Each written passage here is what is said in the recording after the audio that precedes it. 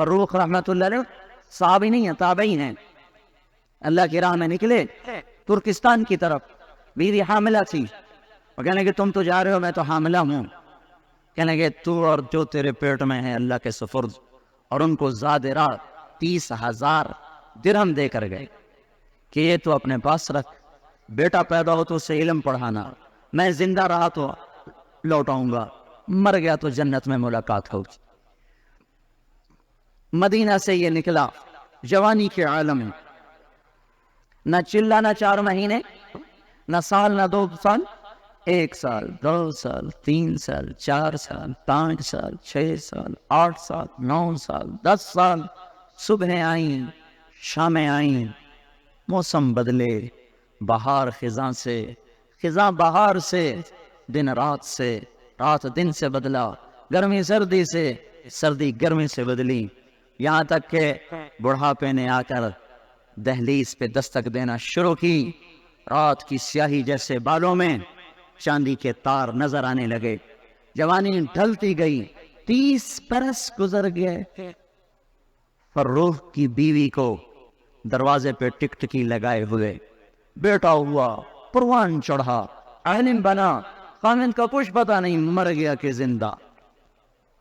30 برس گزر گئے، رات کا وقت ہے، ایک بڑے میاں مدینے میں داخل ہوئے، بڑھاپے کے آثار، سفر کے آثار، اپنے خیالات میں پریشان۔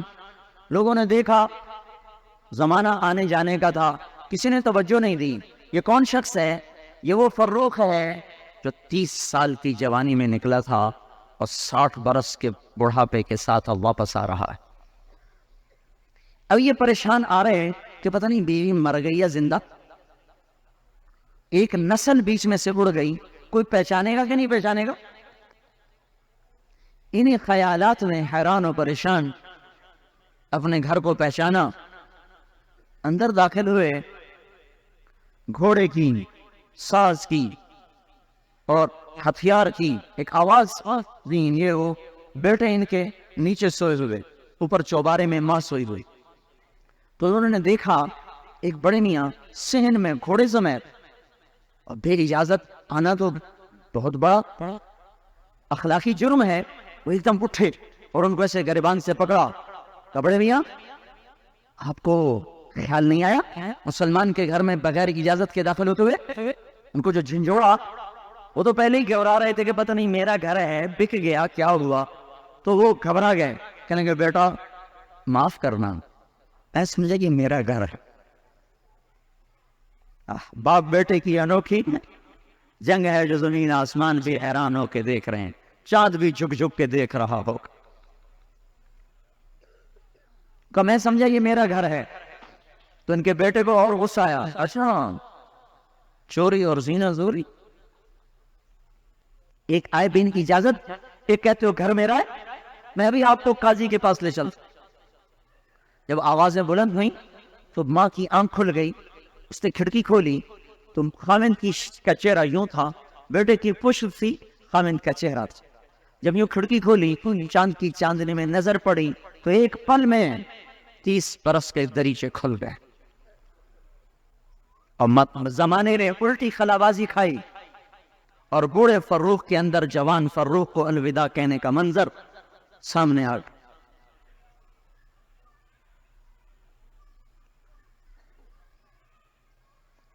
تو ماں نے اوپر سے چیخ ماری، ربیہ، اتنے زور سے کہا کہ بیٹے نے گھبرا کے اوپر دیکھا، کیا ہوا؟ کہ تجھے خبر ہے یہ کون ہے؟ کہنے مجھے تو نہیں خبر۔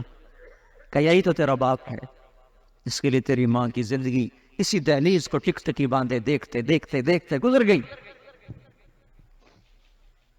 یہ سننا تھا کہ قدموں میں گر گئے، وہ پاؤں پکڑ لی اور چومنا شروع کی۔ باپ بیٹی کی انوکھی ملاقات، یہ قربانیاں تھیں جنہوں نے موڑ کھونڈا میں مسجدیں بنوا دی، بر صغیر سے لے کر کاشغر تک کلمے کو زندہ کر دیا۔ باپ بیٹے کی انوکھی ملاقات،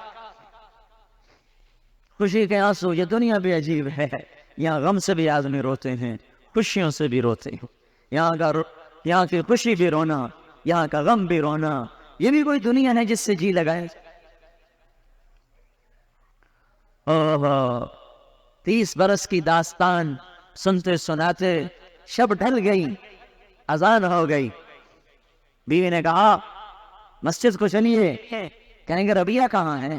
کہ وہ تو پہلی اذان پہ چلے گئے، گھر فاصلے پر تھا، پہنچتے پہنچتے فجر کی نماز ہو گئی، جا کر الگ نماز ادا کی، روضہ مبارک اس وقت مسجد سے باہر تھا، تو نماز پڑھ کے روضہ مبارک پر سلام پڑھنے آئے، سلام پڑھتے جو یوں دیکھا مسجد کی طرف تو ساری مسجد بھر چکی، اور ایک نوجوان بیچ میں بیٹھا حدیث کا درس دے رہا، بینائی کمزور ہو چکی ہے، پہچاننے کی کوشش کی، نہیں پتا چلا کون ہے، تو مجمع کے پیچھے سے بیٹھ کے سننے کے لیے مسجد نبوی میں نوجوان کا درس حدیث چل رہا ہے۔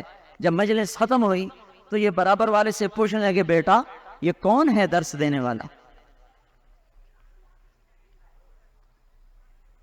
اس نے کہا چچا لگتا ہے آپ مدینے کے نہیں ہیں، ان کو کون نہیں جانتا؟ کہنے لگا بیٹا ہوں تو مدینے کا، آیا بڑی دیر سے، یہ تو ربیہ ہے، ربیہ حدیث و تفسیر کے امام۔ کہنے لگا بیٹا تو نے اس کے باپ کا نام نہیں بتایا؟ کہ ان کے باپ کا نام فروخ ہے، جو اللہ کی راہ میں گئے تھے ابھی لوٹ کے نہیں آئے۔